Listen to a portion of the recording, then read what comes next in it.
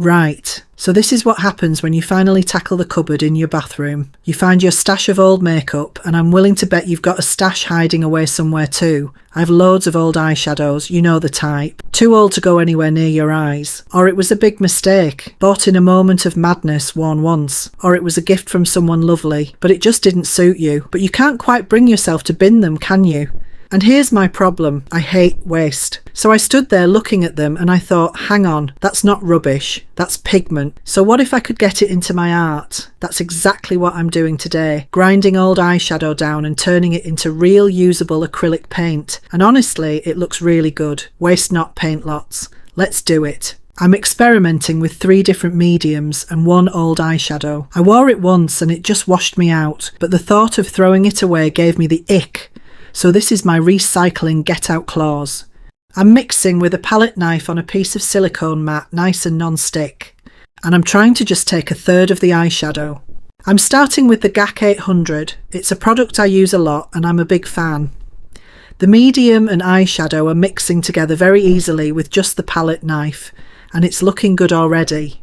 The pigment is very strong and I think I could add more medium at this stage without diluting it. Different eyeshadows might behave differently though. I'll put it into one of these small pots for the test stage later. The next medium is the Golden Heavy Gel Gloss.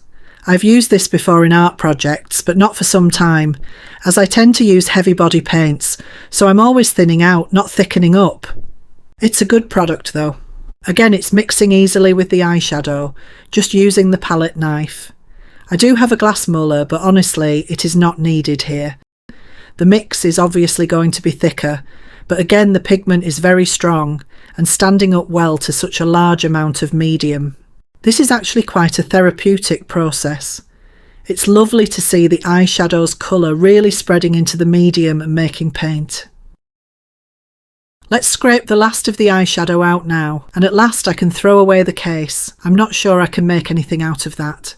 The next medium is new to me. I've never used it before, but it has come highly recommended. Liquitex Matte Acrylic Medium. The texture and consistency are slightly thinner than the GAC 800 pouring medium, but again, it is mixing beautifully and not taking any time at all to incorporate the eyeshadow into the medium. The colour of the mix is so pretty, much nicer than the eyeshadow was on my eyes. This was easier than I thought. Like I said though, different eyeshadows might behave differently, so it's a trial and error process, I would guess. Let's pot this last one up and then we can see how the paint performs on a black test pebble. So here's the GAC 800 sample. I've given it a dot and it's gone on nicely. The brushwork is equally nice. You would not moan if you got this out of a purchased paint. I didn't expect to get a good dot from the Golden Heavy Gel Medium. It's not really built for that, but for the sake of consistency, I did it anyway. And guess what? The dot was rubbish. The brushwork test wasn't really very good either, which was a big surprise. It seemed to take a lot to get good coverage on the black background. Let's see what it's like when it's dry.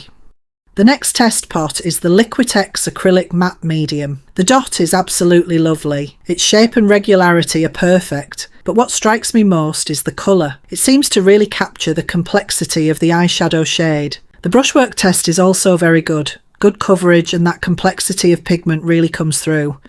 I can't wait to see this dry. I hope I'm not disappointed. So here is the dried paint sampler under my main crafting light. You can see that recycling the same eyeshadow with 3 different mediums gives 3 very different results. The GAC 800 gives a medium shine, a silvery green that is really lovely. However, the Golden Heavy Gel Gloss has shifted the colour quite far towards a shiny silver and doesn't capture the beauty and complexity of the original eyeshadow. But the star of the show for me is the Liquitex Matte Medium. The eyeshadow colour is almost identical to the original shade, and the matte finish, which I thought might flatten the pigment, actually makes the colour glow more. And that dot is just beautiful. This medium is new to me, as I said, but it will become a staple in my stash, I'm sure.